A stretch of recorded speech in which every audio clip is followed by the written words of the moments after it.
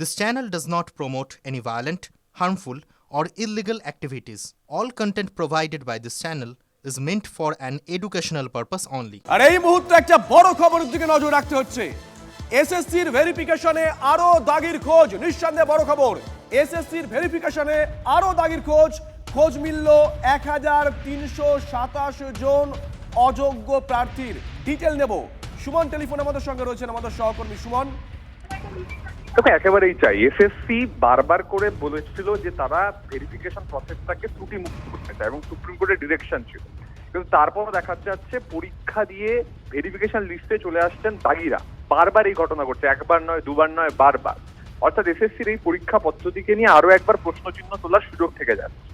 তোমাকে বলে রাখি, অনেকে নিজেদের বয়স কম করে দেখিয়েছেন, অনেকে নিজেদের ডিগ্রি ভুল দেখিয়েছেন, অনেকে নিজেদের যে সংরক্ষণের সার্টিফিকেট সেটাকে ভুল পেশ করে কিন্তু এসএসসি পরীক্ষা দিয়ে দিয়েছেন। এসএসসির পরীক্ষা দেওয়ার ক্ষেত্রে এত অব্যবস্থা কেন হলো, এই প্রশ্ন অনেকে তুলে দিচ্ছেন। পাশাপাশি 2016-তে যারা দাগি ছিলেন, যাদের পরীক্ষায় বসার কথা ছিল না, সুপ্রিম কোর্ট, হাইকোর্ট বারবার করে বলেছিল তারা পরীক্ষায় বসেছেন, তারা পাশ করেছেন, তারা এখন এসে ভেরিফিকেশনে বাদ পড়ছেন। তারা কেন বসলেন? তারা না বসলে সেই জায়গায় অন্য ভেরিফিকেশনে বসতে পারতেন, ডাক পেতে পারতেন, সংখ্যাটা আরো বাড়তো 1:1.6 রেশিও অনুপাতে। এই একাধিক বিষয় নিয়ে কিন্তু প্রশ্ন উঠে যাচ্ছে শুভজিৎ। সঙ্গে থাকো সুমন, এই মুহূর্তের বড় খবরের দিকে নজর রাখছি। এসএসসির ভেরিফিকেশনে আরো দাগির খোঁজ পাওয়া গেছে। খোঁজ মিলেছে 1327 জন অযোগ্য প্রার্থীর। এর মধ্যে অনেকেই ভুল তথ্য দিয়ে পাশ করেছিলেন, অনেকে 2016-তে দাগি হওয়ার পরেও ফাঁক বলে ঢুকে গেছিলেন। এই মুহূর্তে আমাদের সঙ্গে রয়েছেন বিকাশ রঞ্জন ভট্টাচার্য।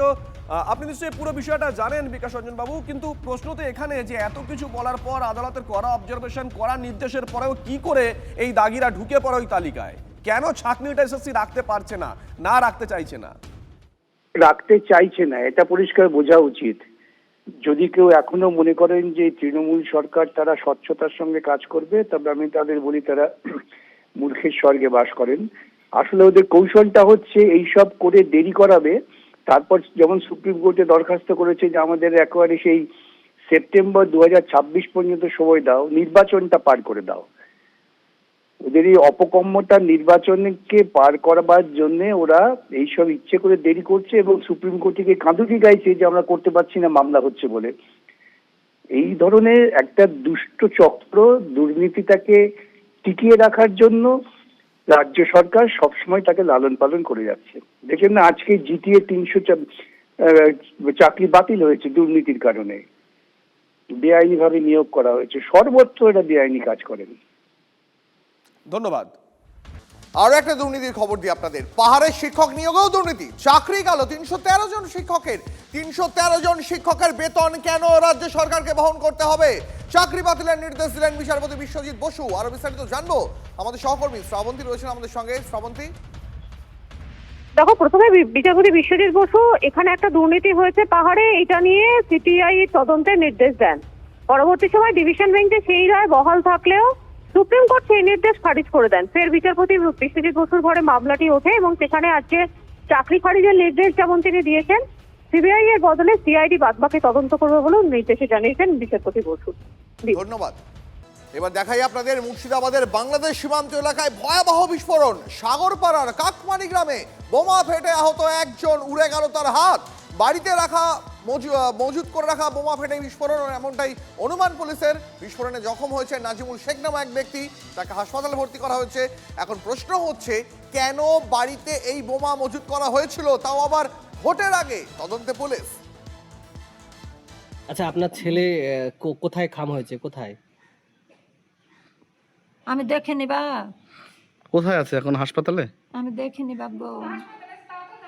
আচ্ছা, আপনার ছেলে কি বোমা টোমা বাধার সঙ্গে যুক্ত না আছে? জননী, না জননী। ওসব আমি জানলে বেটাকে মানা করবো না, বলবো না। ওসব কিছু দেখেও নি, কোনদিন জানেও নি। তাহলে যে বাড়ির ভেতরে বোমা ফাটলো, কোথা থেকে আসলো, কি মনে হচ্ছে? আমি কি করি বলবো বা। মুর্শিদাবাদ যেন বোমার স্তূপ। রানীনগর থেকে উদ্ধার হচ্ছে বোমা। মাঠের মধ্যে, জমিতে ছড়িয়ে ছিটিয়ে পড়ে রয়েছে বোমা, যেন মুড়ি। সকালে স্থানীয়রা মাঠে কাজ করতে যান, সেই সময় তারা এই বোমাগুলি দেখতে পান।